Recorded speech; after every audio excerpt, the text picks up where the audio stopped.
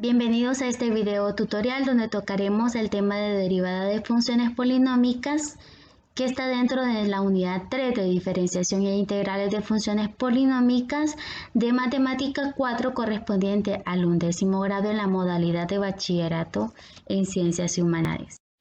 Competencia: lo que yo deseo lograr con este video tutorial es que ustedes al finalizar sean capaces de calcular la derivada de una función mediante las propiedades de la derivada de funciones polinómicas.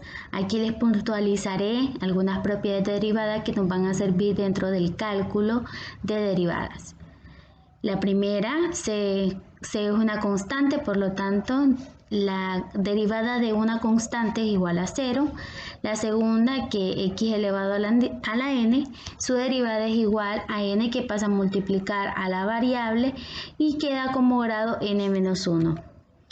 Tengo que cuando tengo una constante que multiplica una función al aplicar derivada, pues esta constante va a multiplicar a la derivada de la función.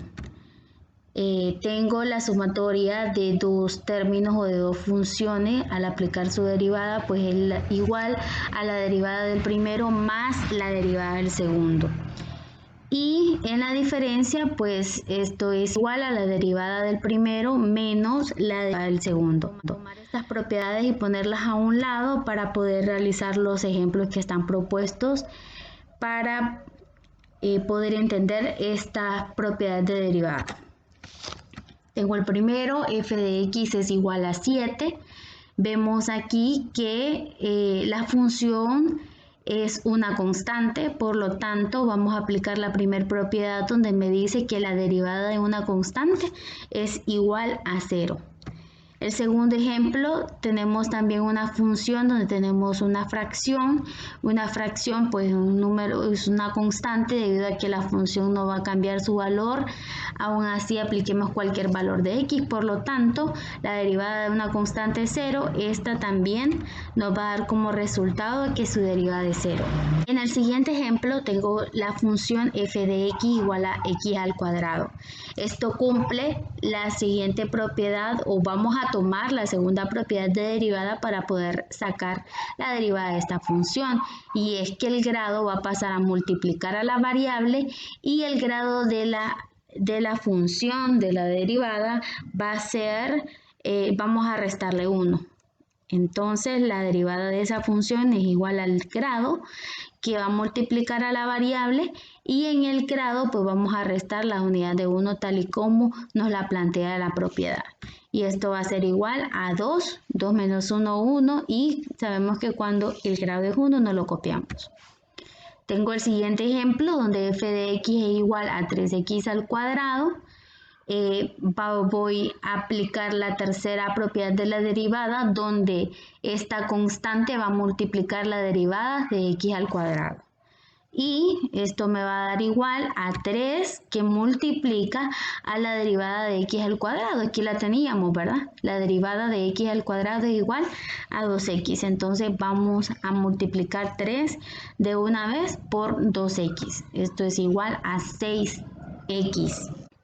Siguiente ejemplo, tengo la función f de x igual a 2x al cubo más 7x al cuadrado. Para resolver o para sacar la derivada de esta función vamos a hacer uso de la cuarta propiedad, donde me dice que la derivada de dos términos, ¿verdad?, es igual a la derivada del primer término más la derivada del segundo término.